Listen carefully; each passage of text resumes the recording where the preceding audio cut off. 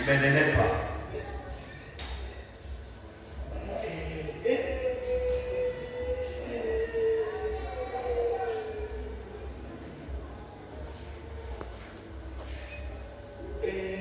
Lazima ufanye upekuzi leo.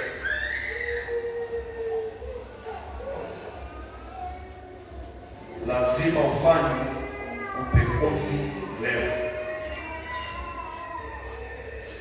Lazima ndio tunafunga mwaka. Lazima ufanye uchunguzi leo kwa ajili ya ustawi wako endelevu.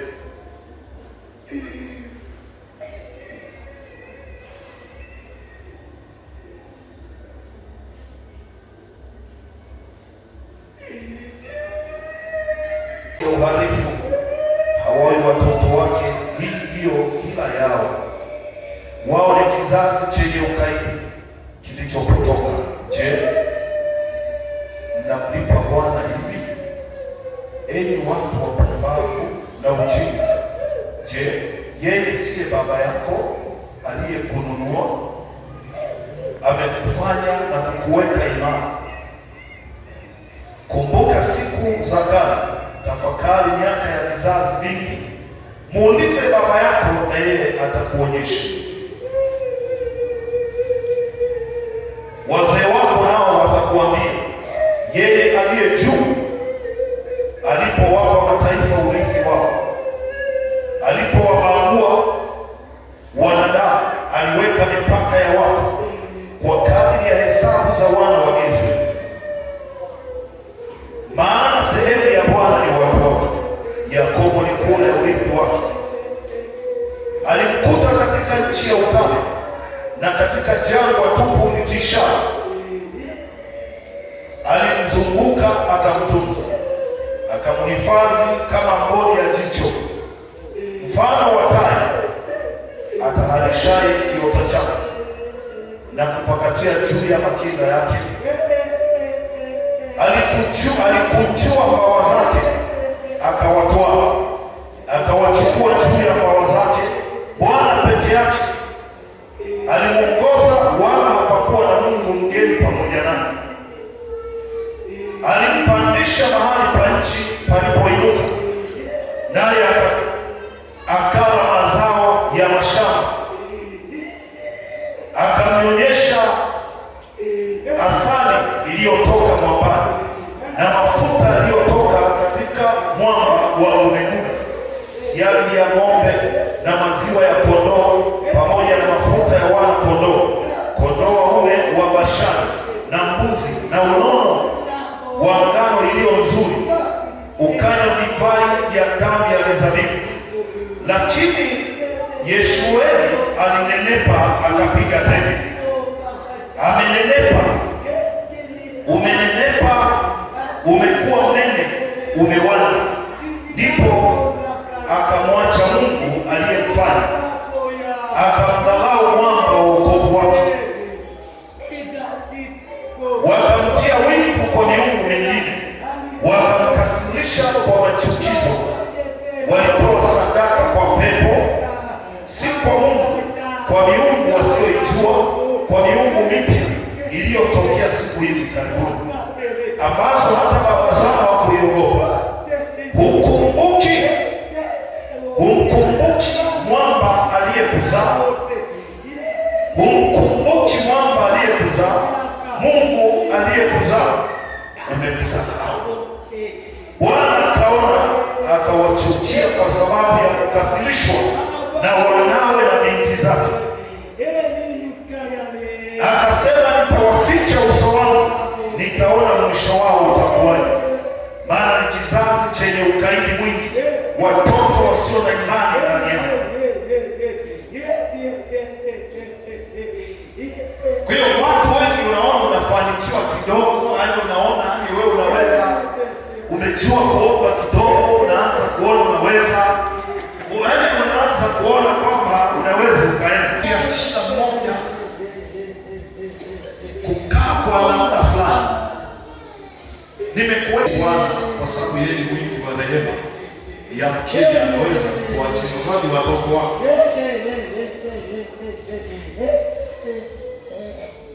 Hatuoni watu wakipiga mbio ndefu kwa sababu ya asili nzito mbovu.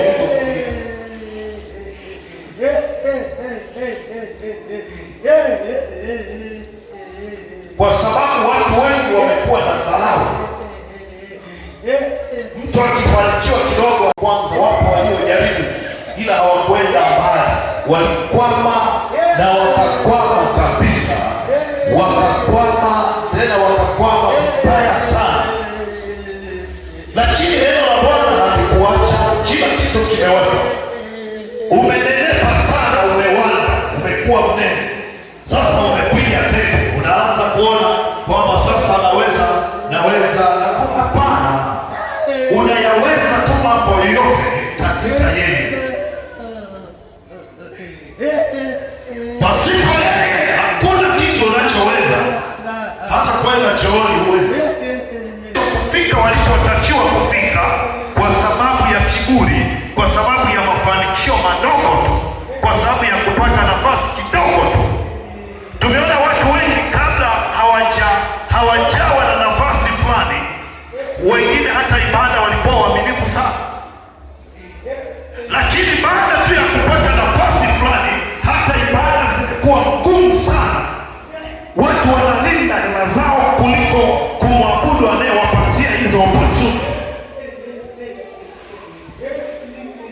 Unaweza ukalima na usivune unapotakiwa kufika. Daudi alitiwa mafuta kuwa mfalme na alikuwa anamwamini sana yule atakayemfikisha hapo kuwa mfalme.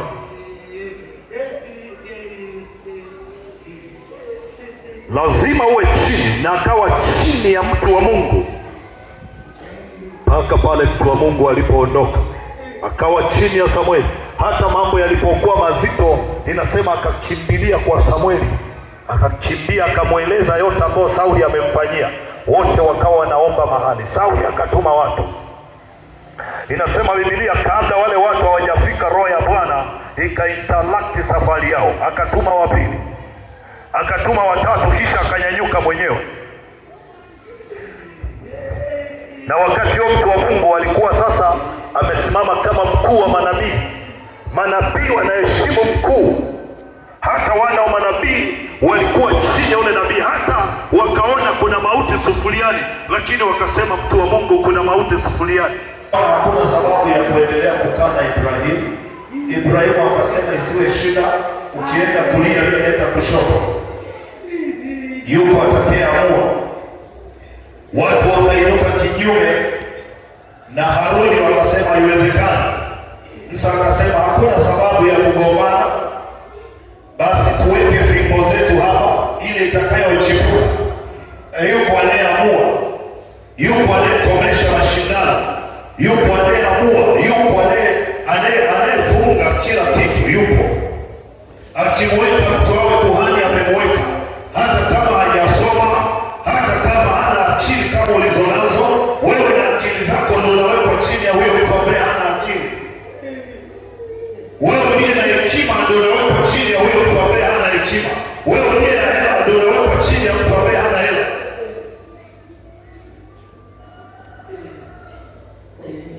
Mungu anafanya tofauti na wanadamu.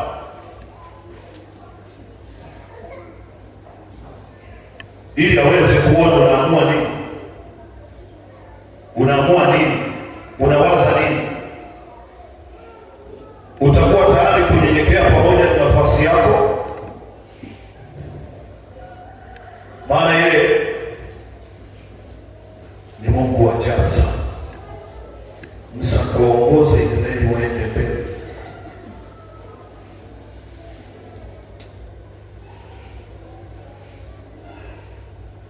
Kwa hiyo tunapoona ufiki hatima mambo hayaendi, una shida fulani unayo, hata kama bado hatujafunuliwa, kutakuwa na shida fulani, kutakuwa na mienendo mibovu, hata kama imefichika machoni pa watu, lakini iko wazi mbele zake Mungu aonaye siri. Unaweza ukaasi na upo unaonekana, ila ni mwanzo.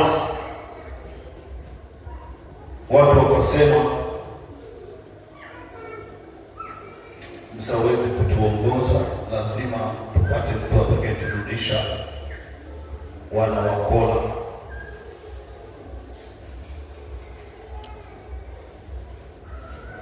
Hawakujua agano la Musa na Mungu kule jangwani alipokuwa na wachunga kondoo wa mkwewe, na hawakuwepo. Wakati alipoona kichaka kinawaka moto, hawakuwepo, na wala ile sauti hawakuisikia na hawaijui kabisa. Wanamuona mtu aliyekutana na Mungu, na wakaongea, wakasemezana na ishara zikafanyika, ila wao hawakuwepo. Kwa hiyo unaponiona wewe unaniona sasa hivi, lakini huwezi kuona mahali nimekutana na Mungu, wala wewe hujui vitu vyote, hujui. Unaniona tu vile unavyoniona.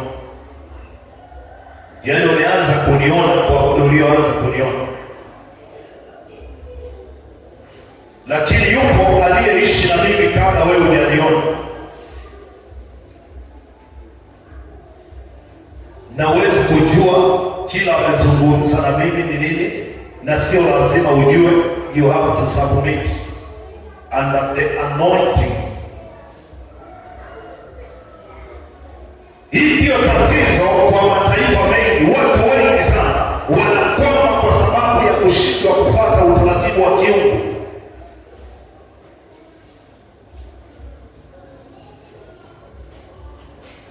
Wakati unashinda unakuwa, nimeona watu wakija usiku hapa kuombea, usiku wa manane, usiku mtu anakuja, usiku anakuja tena ameacha na dini yake, ila akipona anataka tena aendelee na dini yake ambayo ilishindwa kumsaidia before. Ndio zile fahamu zenye shida. Bwana Yesu asifiwe. Yesu akusaidie angalau uweze kutumia uovu wako leo uliofanya. Usipotubu utalipia tu, kwa sababu yaani kwa Mungu hakuna kuchelewa wala kuwahi. Unaweza ukafanya leo na Mungu wa mbinguni akakuacha, lakini hiyo tukio lazima litalipwa tu hata kwenye uzao wako. Kuna mtu aliua, akatengeneza skendo, akamuua mtu ili achukue shamba. Miaka ikapita ikaendelea, lakini tamko ilikuwa ni moja tu: mbwa lazima watailamba damu ya Yezebeli. Ndiye alikuwa source ya kuuawa kwa mtu. Mume wake akatekeleza, akatuma watu. Kila dhambi lazima ilipwe, hata kama itachelewa. Toba peke yake ndio inayobadilisha mambo. Toba peke yake ndio inayopindua hasira ya Mungu. Ni nani baada ya siku 40 haitakuwepo kabisa? Mfalme mwenye ufahamu tu ndiye ali-announce fasting and prayer, try even for animals, human and animals. Paka wanaonyesha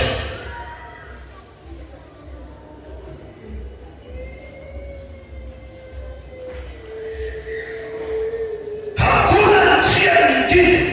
Toba peke yake ndio inaweza kubadilisha jambo, ikiwa imefanywa kwa usahihi, kwa wakati sahihi. Nje na hapo, kila damu lazima ilipwe, kila dhambi lazima italipwa. Kama umefanya uovu na hakuna toba, huo uovu lazima utakuwa na malipo yake, hata kama sio leo.